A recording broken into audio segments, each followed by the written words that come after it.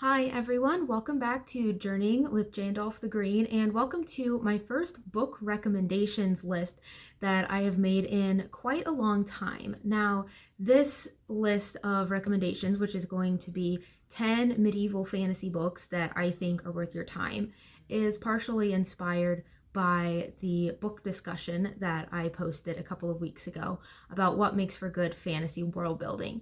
And the discussion that I brought up in that video had a lot to do with the various eras of fantasy world building and how recently we've seen waves like hard magic, cozy fantasy, and romantasy, and how each one of those has shifted fantasy from the more classic expectations of fantasy books that used to exist in the 90s to early 2000s and even before that. So I will link to that video if you would like to catch up on that whole discussion. But I was encouraged to find through that discussion that I'm not the only person who still likes the more classic type of fantasy, which tends to have more soft, nature-based, mysterious world building rather than the more hard magic that we've seen in a lot of newer books, or the more cozy fantasy where it's usually very small scale, or romantasy or genre blend where the fantasy itself may not actually be the focus of the story at all.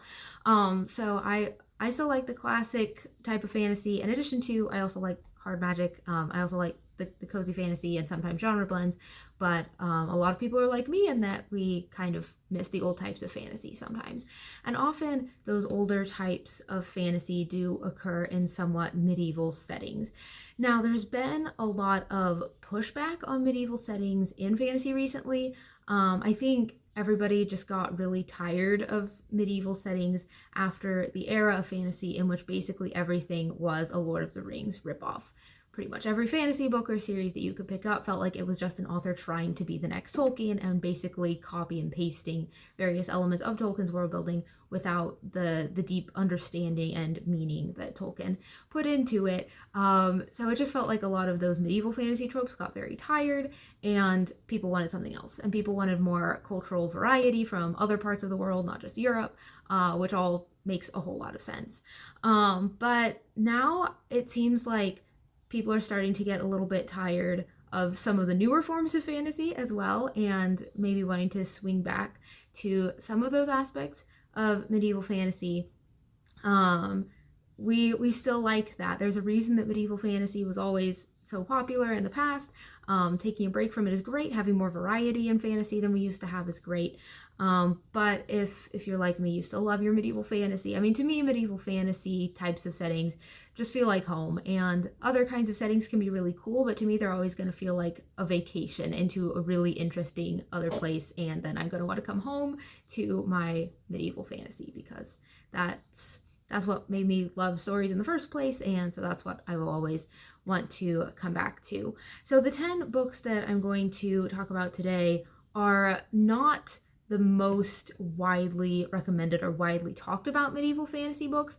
You may feel like when you think of medieval fantasy, what comes to mind is Lord of the Rings, even though I might actually debate if that would properly be classified as medieval in the first place, but that's a different discussion. You'd probably think of Aragon, maybe Ranger's Apprentice. There are a few series of this type that get talked about and recommended over and over. Not that that's a bad thing, but I wanted to draw your attention to some books that you might not have heard of before. Some of these are quite popular and well-known books.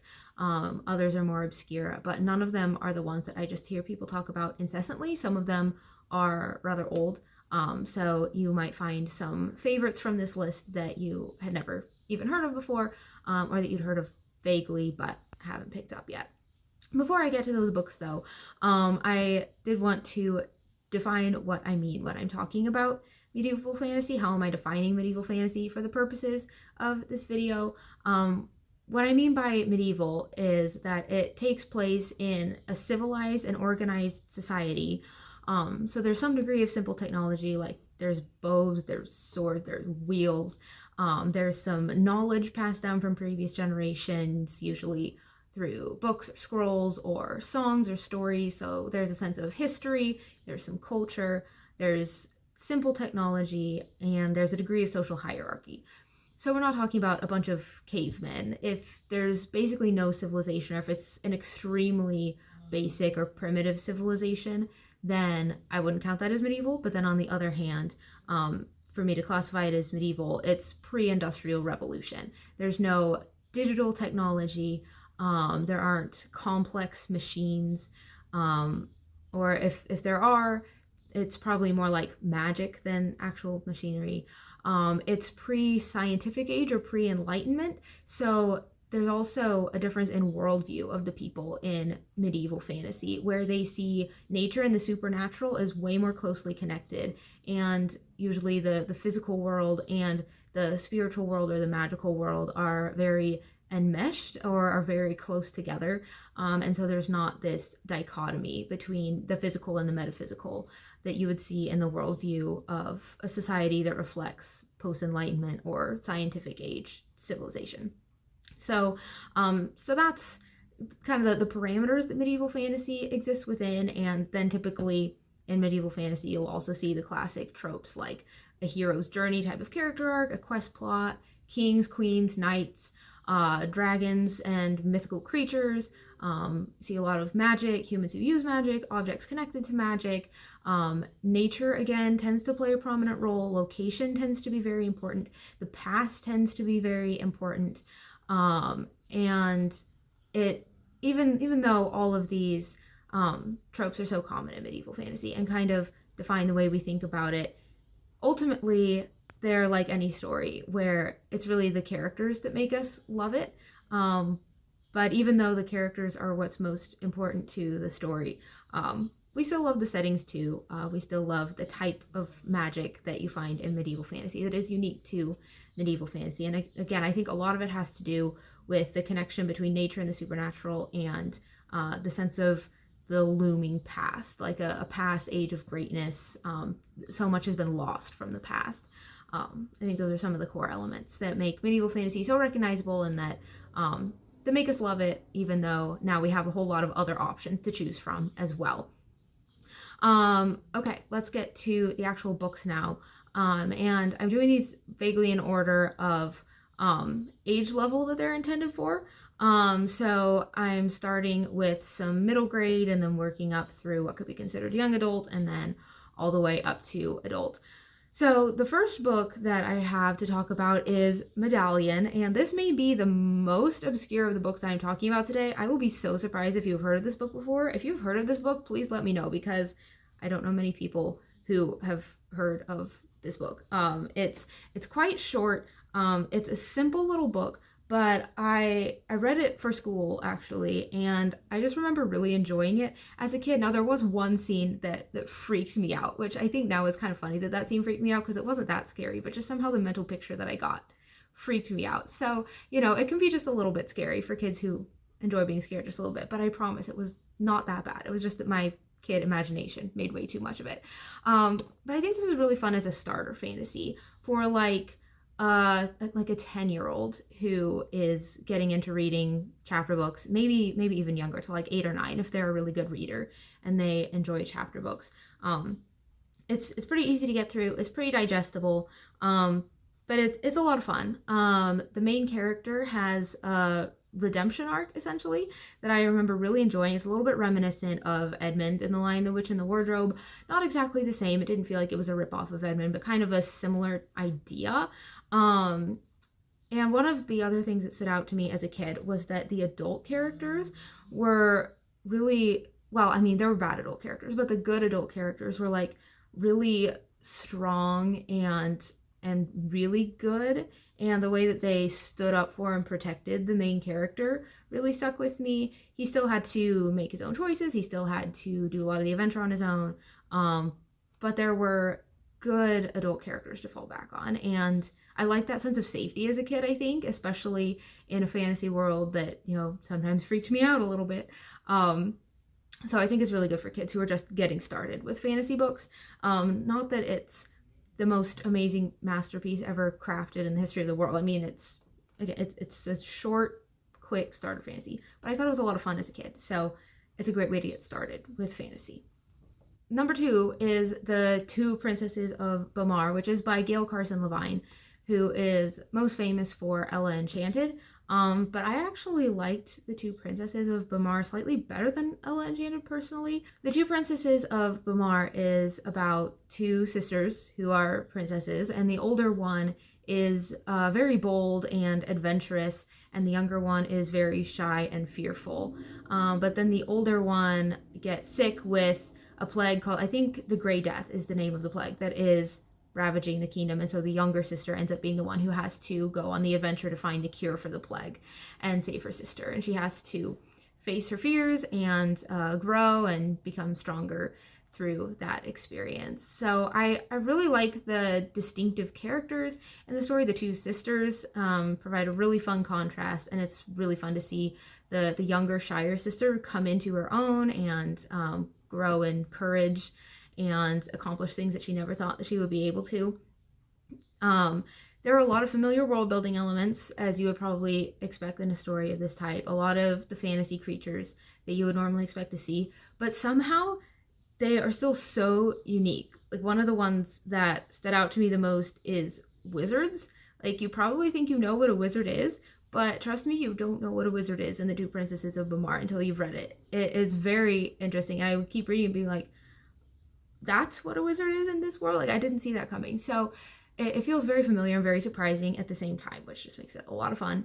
And then that ending, like, I was not quite prepared for that ending. It feels like such a fun, cute little kid story until it's suddenly very deep and very painful, and you don't know how that happened, except that it was perfectly foreshadowed the whole time, and so you should have known that it was coming, but you still weren't ready for it.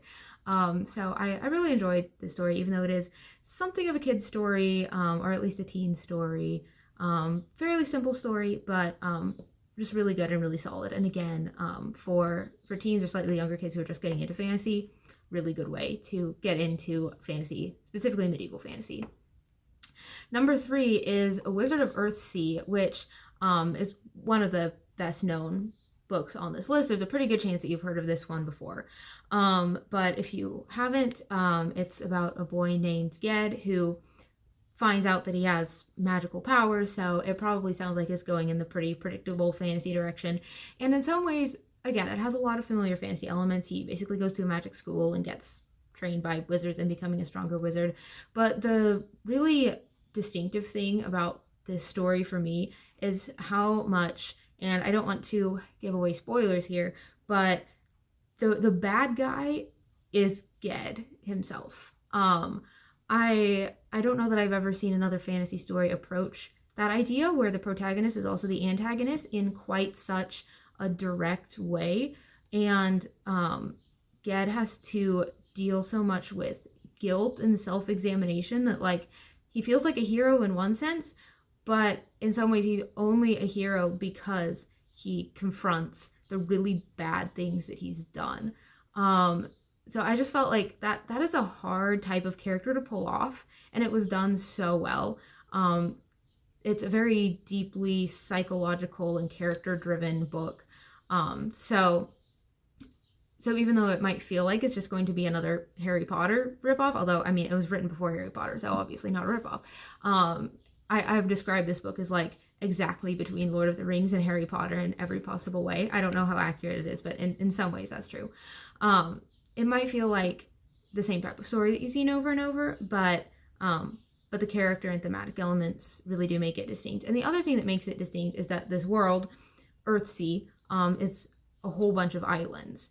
The entire world is islands. Some of them are large enough to be kind of considered continents, some of them are tiny, but it's all islands, and each one has a distinctive culture and backstory, and there's just always more to explore in this world because there are hundreds of islands and everyone is different, and so that makes it really good series material. I did read and like the whole series.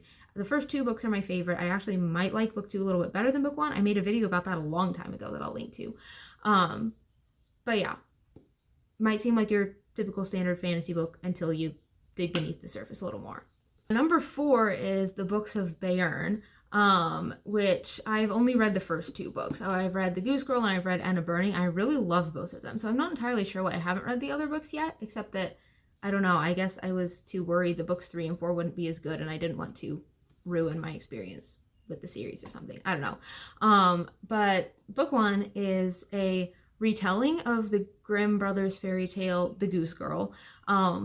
Book two and the following books in the world aren't direct fairy tale retellings. They're just more stories that happen in this world. So I think that's really cool that Shannon Hale built out the world enough to retell this fairy tale that world took on a life of its own. And I liked Anna Burning every bit as much as I liked The Goose Girl, even though it was its own plot and not a fairy tale retelling. I haven't heard of many other fairy tale retellings that work that way, where they kind of invent their own world and then have their own stories taking place in that world that aren't connected to the original fairy tale. But I thought that was really cool. I actually also made a video a really long time ago. One of my first YouTube videos had to do with The Goose Girl and Anna Burning, so I'll link to that as well. It is an old YouTube video, so try not to be too judgmental, I guess. But yeah, really strong first book and really strong sequel. What I really like about The Goose Girl is that it doesn't feel the need to twist or subvert the original fairy tale. When you see a fairy tale retelling these days, it usually feels like it has to break the fairy tale in some way to justify its existence as a retelling.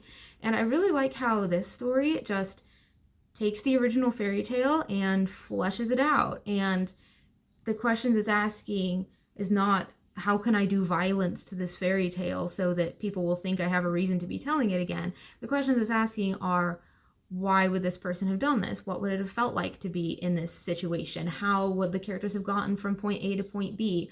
What if that one sentence where the wind spoke to the main character was the key to the entire magic system of the book? And I do love the magic in this book and how nature-based it is and how it basically grows out of one comment in the original fairy tale, but ties things together and makes a lot of sense.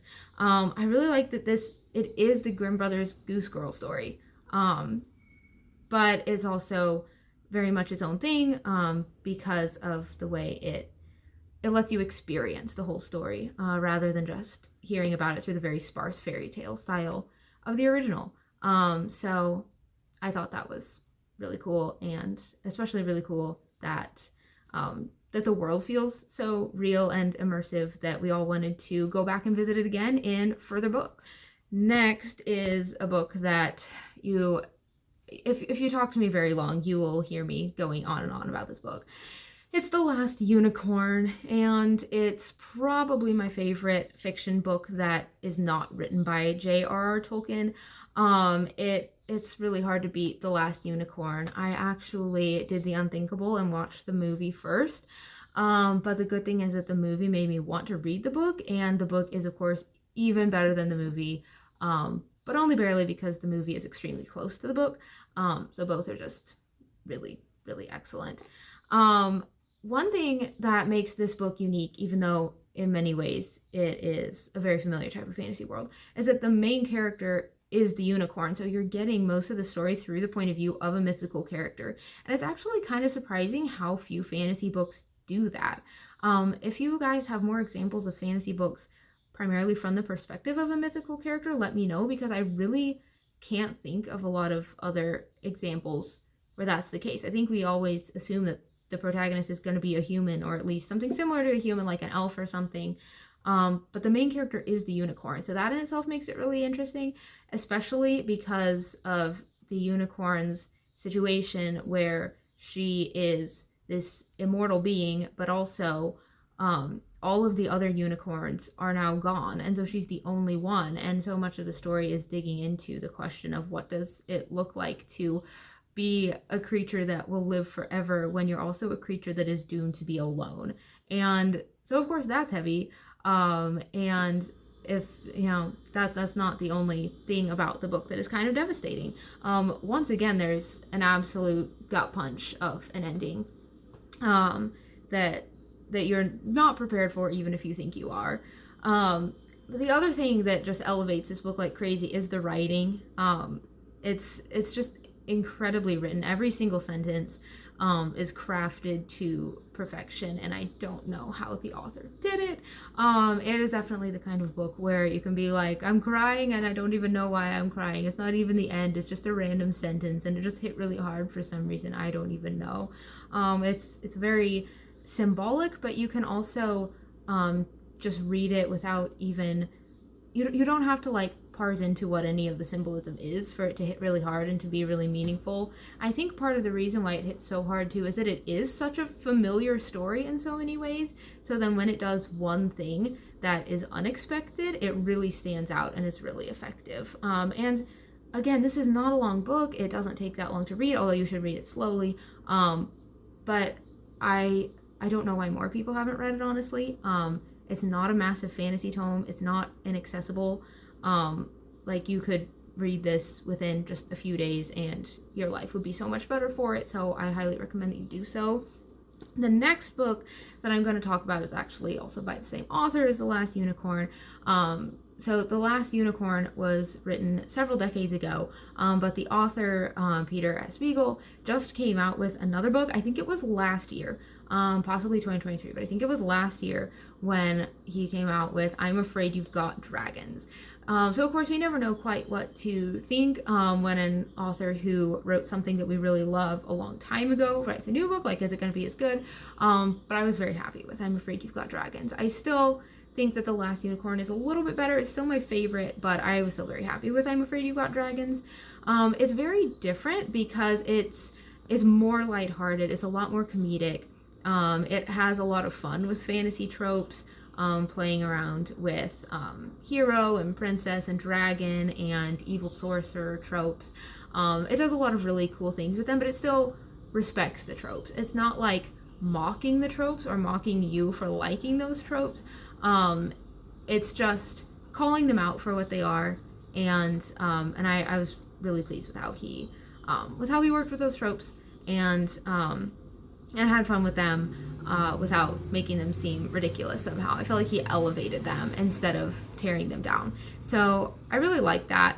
An interesting feature of I'm Afraid You've Got Dragons is that both the world building and the POVs are kind of all over the place. It is the newest story by far I have read that has an omniscient point of view, where you are in this character's head and then this character's head and then this character's head, and it's not what we call head hopping, which is kind of an amateur writer thing where you accidentally are scrambling up your POVs. It's an intentional storytelling choice.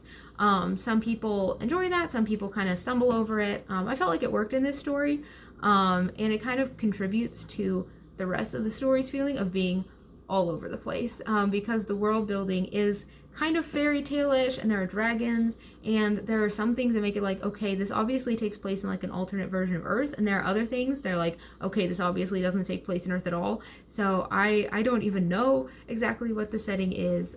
So you just have to come into that one ready to be along for the ride and to maybe not have all of your world building questions answered. That's not really what it's for. But it does manage to have that signature depth and emotion that The Last Unicorn has, in different ways, in different amounts, but the climax especially really brings in a lot of that sense of depth and wonder that we would expect from a Peter S. Beagle book. And also the premise, I should have mentioned, is really fun. The main character is a dragon exterminator. His job is to get rid of the tiny little dragon pests that are affecting the town and eventually the palace, and he really hates killing all the little dragons, so he has to figure out what to do about that, and having a job that he hates. So that's a lot of fun. I really like it. You should read The Last Unicorn first, but then you should read I'm Afraid You've Got Dragons. Number 7 is The Weeping Knight. This is another one that you probably haven't heard of, but is, again, a lot of familiar aspects, but it's really the character and digging into the experience of the character that makes it unique. And this character is interesting because he's a knight. He's in some ways this symbol and emblem of goodness and light, and yet he really struggles with guilt and feelings of uncleanness. The magic is interesting in that it's subtle and it's so interwoven with the real world that it's hard to even draw a firm line between what would be considered supernatural and what wouldn't be. It's kind of a King Arthur adjacent story. King Arthur isn't in it directly, but it's definitely that type and era of knighthood. There are some King Arthur references going on. So it's similar to original King Arthur stories in how it portrays magic and the supernatural, where everybody just kind of takes it for granted that the supernatural is part of the way the world works. So it's debatable whether it should even really be considered magic at all. But I think that's an interesting and kind of subtle aspect of the story. And the other thing about this book that I really remember from reading and that stands out to me is that it doesn't pull punches. It does some things to the characters that I didn't think it was going to go there, and it did. So that's The Weeping Knight, and I think you will probably like it if you, like me, devour everything King Arthur related that you can get your hands on, and if you like the trope of knights but don't so much like the knights just knocking each other off horses and then bragging about it, this is definitely a lot deeper than that. Number 8. Okay, The Eye of the World. So this is the first book of the Wheel of Time series, and I am not blanket endorsing the entire Wheel of Time series. I am through book 9 plus the prequel at this point, and there's been a lot of stuff that I've liked, and there's been a lot of stuff that I really, really haven't. If you know much about the Wheel of Time, you probably know that it is a 15-book series. Not all the books are quite this massive, but some of them are, and it is just giant. And the middle books of the series are multiple books that are known as the Slog, where it's very boring and just about nothing happens. So people love the Wheel of Time, people also hate the Wheel of Time, and the more of the Wheel of Time I read, the more I get it. I am still planning to finish the series. I kind of have to at this point, and I will give you guys an update when I do that, because, you know, what a ride. But regardless, the first book of the Wheel of Time I absolutely loved. Not everyone agrees with me on this. A lot of people feel like The Eye of the World is too much of a Tolkien ripoff, and it just kind of feels like the Fellowship of the Ring rehashed. But I really like the familiar elements in it, and I did feel like it had enough unique world building elements and enough memorable characters to feel like it was very much its own thing. But yeah, I enjoyed the classic and familiar elements of it, and I enjoyed the more unique aspects of it as well. The story centers around a group of friends who go on an adventure together, and each one of the friends is a very distinct character, and their interactions are a lot of fun. And you can just tell that the world building is so huge and that there's so much more to discover. And you get to discover a lot in this book, but you can tell that you're barely scratching the surface and that there's so much more to dive into. So that feels just very exciting. And I felt like in this book, the world building did a really good job of matching up well with the characters' journeys. In later books, sometimes that maybe gets a little disconnected, but in this book, I felt like the character journeys and the world building worked together really well. And so, in my opinion, even if you have no intention of reading the entire Wheel of Time series, I would still recommend The Eye of the World, because you can just read it by itself and it can be a satisfying story on its own. But of course, this one is a little bit bigger, so this is for the fans of the chunky fantasy books. It's not quite as short and accessible as some of the other ones I've been talking about. Number 9 is the Farseer trilogy. So Assassin's Apprentice is the first book of that series. You might have seen that in a Barnes & Noble. I know every time I go to Barnes & Noble, I see Assassin's Apprentice somewhere or another. And it's different from what I thought it might be, just based on some of the covers, because at least one of the most common covers of Assassin's Apprentice shows a kid on the front, which makes sense because the main character is a kid in the first book, and then he grows up over the course of the trilogy. But it's definitely not a kid's book. It's pretty emotionally intense. In fact, that is, if I had to sum up the entire series in 2 words, emotionally intense might be what I would pick. It doesn't have as much like action or battle as some fantasy stories. There's some action, but again, the main character is an assassin, so when there is action, it's more like him individually sneaking around and trying to do things, versus the really large scale action set pieces or massive battles that you would see in some fantasies. In some ways, the story is pretty small scale. A lot of it takes place within just one castle, but what it doesn't choose to do in breadth, it does in depth. It's been a theme among all of these books that the characters are really what make it work. But that's especially true here. It has some of the most memorable characters that I've ever seen in fantasy, where just like the character's name is mentioned, and instantly I have all these associations with their personality and the way they talk and their backstory and the choices that they've made over the course of the series. They're some of the most real characters that I've ever seen in fiction, where there are good guys and there are bad guys, but each one of the individual people has made a whole series of decisions that makes them feel very fully human. Um, the good guys have made some bad decisions. The bad guys have probably made some good decisions at some point. And it just feels like every one of them is a real rounded out person, in terms of everything from external appearance to the deepest things about them. And we do really get to dig into the deep things about a lot of these characters.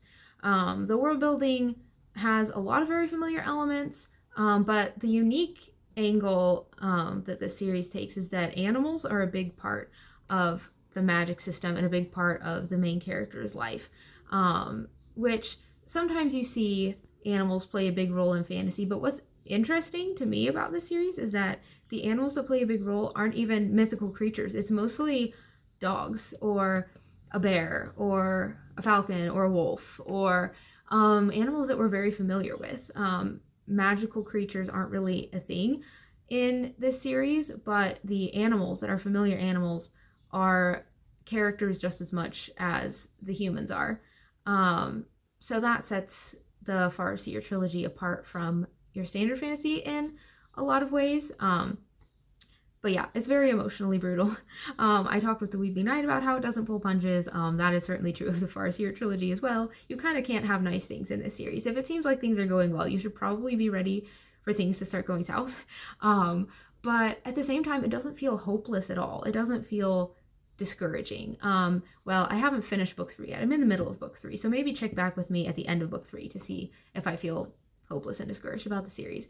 But even though so many bad things happen, it always holds out a sense of hope that good things still could happen, which sets it apart from a grim dark fantasy or a very dark fantasy story, even though it does have a lot of dark elements in it. And finally, The Sum of All Men, which is the first book in the Rune Lord series. I haven't read any of the other books yet, not because I don't want to, but because my library doesn't have them. So I might have to request book 2 from the library or something. And I won't talk too much about The Sum of All Men because I talked about this in my top 10 videos of not top 10 videos, and my top 10 books of 2024 video.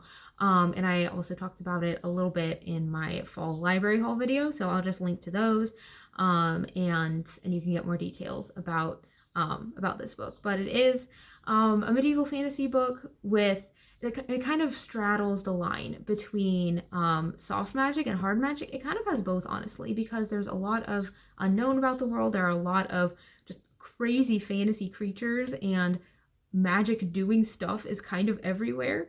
But on the other hand, the primary magic system is very hard in the sense that there are very clear rules, and if you do X, then Y will result. It's mathematical, it's scientific, but it takes place in this world that feels so much like a soft magic world that I can really enjoy the hard magic elements without really getting any of the downsides of a hard magic story.